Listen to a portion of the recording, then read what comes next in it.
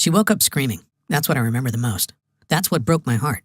That's what forced me to go on the journey that changed everything in my life and the life of thousands of men and women around the world who learned what I'm about to teach you right now. The moment my beautiful, badass wife Tara, a woman who could take down a perp twice her size with nothing but a nightstick, who was the meanest power forward on her college basketball team, and who could shut up anyone stupid enough to give her lip with nothing but her cop stare, woke up in a cold sweat, her jaw clenched so tight I thought she would break her teeth. And then she screamed so loud, I heard ringing in my ear like I was at a heavy metal concert. What happened next is what tore my world apart. What almost destroyed our marriage. What almost led my beautiful, amazing, tough wife to do the unthinkable and take her own life. But even though it was the worst moment of my life when it happened, and led to the biggest test I have ever personally faced, I actually find myself grateful it happened, and in a weird way you will too, because it led to a strange scientific discovery that has saved the lives of tens of thousands of men and women around the world. A strange scientific discovery that healed my wife's broken body when every doctor and expensive specialist had shaken their heads at us and told us to give up. A secret that caused her belly fat to flatten almost overnight without giving up any of her favorite foods, and even though her injuries kept her from doing any exercise more strenuous than walking from the bed to the couch. A secret that brought back our love life after we thought that part of our marriage was completely dead. A secret that saved my brother from his type 2 diabetes and gave him back the ability to enjoy his life for the first time in over a decade. A secret that, if you just listen closely over the next 6 minutes, learn the shocking truth, and do exactly what I say, could turn back the clock on your body and your metabolism so you burn fat like a teenager again. You'll wake up every morning bursting with energy, feel sharp and bright-eyed like your mind is on fire with ideas. Will have you looking and feeling younger than people 20 or 30 years younger than you, while experiencing what it's like to be truly thin and healthy for the first time in your life. All by using the strange scientific secret to do one little thing 3 times a day that almost automatically forces your body to lose weight, even if you're 40, 50, or even 200 pounds overweight. In fact, it works better if you're at least 10 pounds overweight. Even if you simply don't have the time to exercise, or simply don't like exercise, this strange scientific secret doesn't involve doing anything more difficult than visiting your grocery store. Even if you feel like you simply can't give up your favorite sweets and comfort foods and have failed at diet after diet before, which was definitely not your fault. No matter what, if you just follow this secret, you too can experience what it's like to look in the mirror and be proud of what you look like, to never have to worry about your weight again, to know with absolute certainty that you've done everything possible to live a long and healthy life. Oh, and by the way, whatever you're thinking the secret is right now, I promise you, you're wrong. Because the strange secret we discovered that's helping not only my wife, but thousands of men and women around the world shed pounds like a snake shedding its unwanted skin. Roll back much of the damage caused by diabetes and heart disease. And finally, make this losing weight and staying healthy thing make sense and be as easy as it's supposed to be. It took my wife and I going through a personal hell that so easily could have broken us, but that has brought us closer together than ever, even though that thought seemed absolutely impossible just a few short years ago. Tara, baby, wake up, I said. You're okay. But she wasn't listening.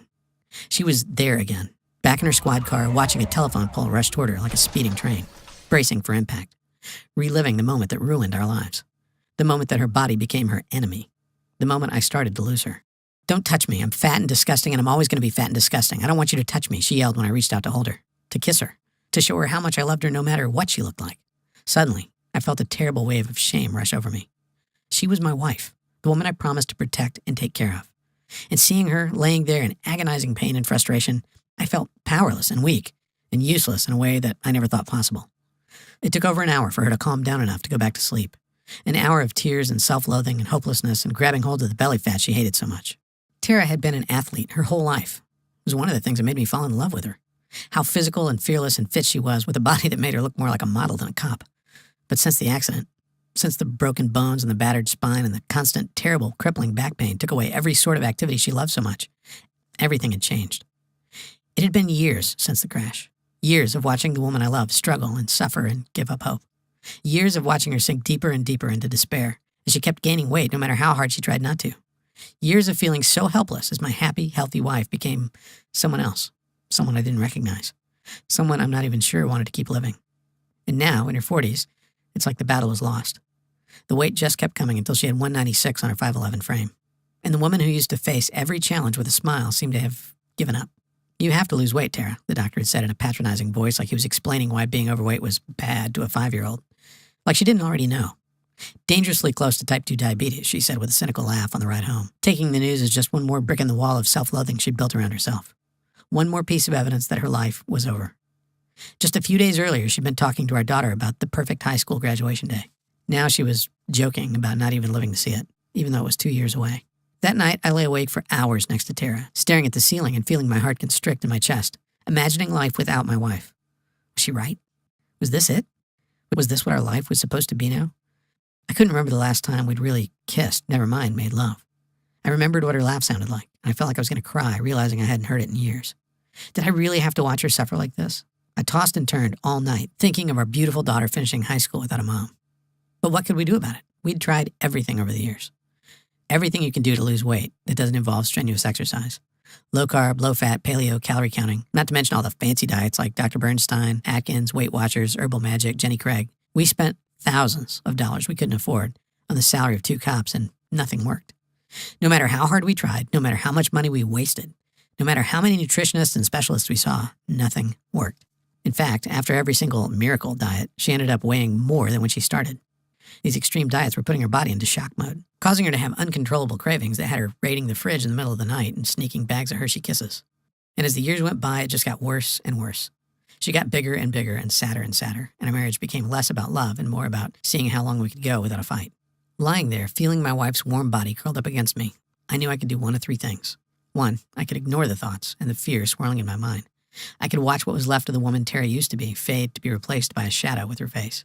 I could watch our marriage crumble to nothing as we headed for the divorce I knew was in our future if we didn't do something. 2, I could get mad and bitter, rage about how unfair it was to have so much taken from us when we had both dedicated our lives to serving and protecting others, and go on antidepressants just to get me through the day. Or I could make the choice I did, the choice to fight for my wife and our family. The choice to discover the truth about the real cause of weight gain and how to stay lean and fit in your 40s, 50s, and beyond, even if you can't or just don't want to exercise. The choice to wake up every morning knowing I had done everything in my power to help the woman I still loved so much live a life as free of pain and as healthy as humanly possible. It was 2 weeks later that the solution literally hit me in the face, and it was one of the most painful experiences of my life. I was working SWAT at the time, rushing to the most dangerous situations in the city, putting my life on the line each and every day. An armed suspect was holding hostages at the top floor of a 20-story building. My job was to lead a team as we rappelled down the side of the building in full gear and hit the guy before he knew what was happening. Well, you know what they say. No plan survives contact with the enemy. We waited for the signal and then rappelled just over the side of the building, our lives literally hanging from one single rappel line. We broke the top 3 windows with a crash and tossed 3 OC pepper spray grenades to subdue everyone inside, and placed another grenade on the deck so the suspect wouldn't come running out and try to escape, or worse yet, throw one of the hostages out, possibly killing him. Just as we were about to enter the building, a massive gust of wind blew a cloud of pepper spray right back in our faces. We were coughing, sniffling, embarrassed, and could barely see. But as professionals, we still got in there and did our job. If you've ever been hit by pepper spray before, it's not a pleasant experience. For the rest of the day, I was coughing and sneezing, tears were streaming down my face. I felt like my body was on fire inside. I could practically feel the heat radiating off me like a furnace. I felt like I'd just done an intense CrossFit workout and run a half marathon, even though I was just sitting on my couch recovering. And that's when it hit me. I already knew that oleoresin capsaicin, the OC used in pepper spray grenades, could rapidly raise your body temperature. But was it possible that it could actually burn away my wife's belly fat without exercise? Could accidentally getting hit with pepper spray actually be the answer I'd been looking for? It sounded weird, even a little bit dangerous. But then I found an article in the American Journal of Clinical Nutrition that flat out proved my weird idea was actually 100% true.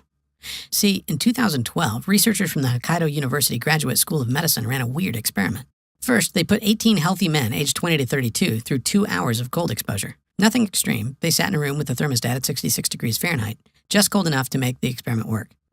You see, cold exposure is a well-known way to dramatically increase energy expenditure through the activation of something called brown adipose tissue. Then later, the researchers simply fed the same men 9 milligrams of capsaicinoids. After both treatments, they measured the men's skin temperature and energy expenditure for 2 hours in a single blind, randomized, placebo-controlled crossover design. What did they discover? That when the men were given the capsaicinoids, as opposed to a placebo, it increased energy expenditure and activation of brown adipose tissue just as much as after the cold exposure. In other words, the capsaicin alone raised the inner thermostat for men, turning their bodies into a veritable fat-burning furnace. But that wasn't all. I also learned how capsaicin could actually transform useless and dangerous white fat into high-octane brown fat that actually burns your ugly white fat for energy, meaning you can actually use your unwanted white fat as fuel instead of burning sugar like most folks do, and it makes it almost impossible to get and stay thin. I don't want to get too scientific here, but the easiest way to picture the way brown fat works is to picture a car with the engine revving and the clutch pedal pushed all the way to the floor. Brown fat uncouples the calorie burning of fat and sugar through the actions of a class of regulating proteins called uncoupling proteins. When the brown fat mitochondria are uncoupled, it's like revving your engine all the way into the red without letting the car go into gear. All of a sudden, you're burning a ton of fat without moving a muscle, losing weight while sitting on your butt and watching TV. That was the good news.